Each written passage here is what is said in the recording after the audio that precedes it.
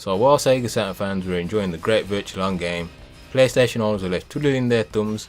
Sure, they had Armored Core, which is a great game, but it's more serious rather than arcadey fun. Eventually Banpresto would answer those prayers and deliver a Virtual clone, Real Robot's Final Attack, which featured mechs from various popular anime shows, along with throwing in some of Banpresto's very own Super Robot War mechs.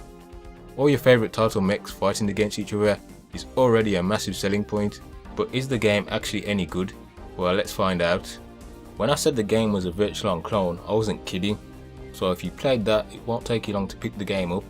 Squares for blocking, triangles for melee, and circle is for projectile attacks. X is for boost dashing, R1 is for jumping, and L1 is for crouching. Tapping the D-pad in a certain direction or leaving it in neutral will see you do different attacks. L2 and R2 are for turning, but just like Virtual, this is a bad idea trying to regain focus on your enemy and is a slow method. Again, like Virtual, the best way to regain target lock on is to dash and use some kind of attack, or use jump or jump cancel. Now what is different on this game is you have a special bar meter. Like any fighting game, when this is full, you'll be able to pull off a super special move.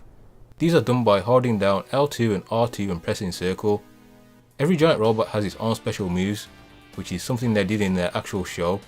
So Shining Gundam has Shining Finger as one of his specials. I found landing these specials to be difficult as there's no real combo system, so you'll usually have to catch opponents on wake up or when they're falling from a super jump. Melee feels a bit awkward in this game. It's not something I'll be doing much of unless I just happen to be close to someone. The combat and gameplay feels a tad slow compared to Virtual as well. It's not terrible though. I guess it fits for this game. I'm just used to more speed in Virtual and the Gundam vs games. Matches don't last long in here, or I should say rounds, as I've switched it to 1 round only, but even 2 rounds ends the match quickly. This isn't really a problem as putting this game on means I'm in the mood for some quick fun, so it's fine. Sometimes fighting games have matches that go for too long.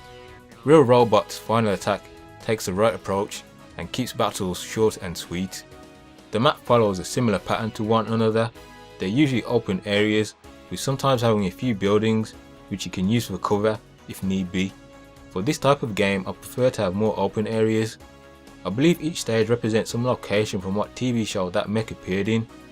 Oddly enough, the last stage, which is the most open one, gave me the worst performance out of all the stages, which is weird, but I think it had something to do with the boss spamming a ton of specials at me non-stop.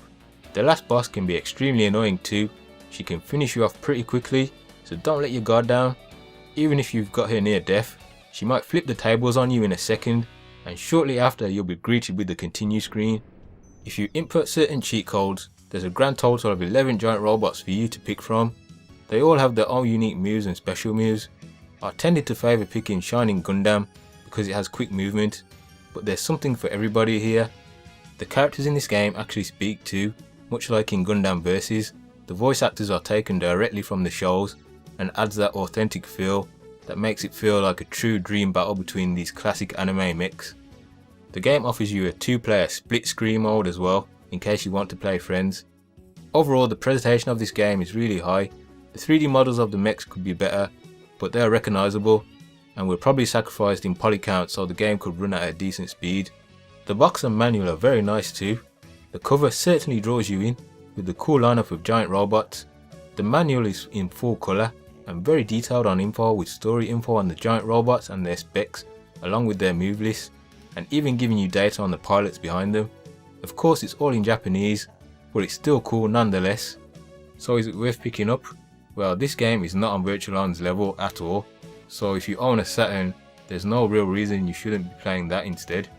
However, if you don't own a Saturn, or just looking for something a little different, then it's worth playing.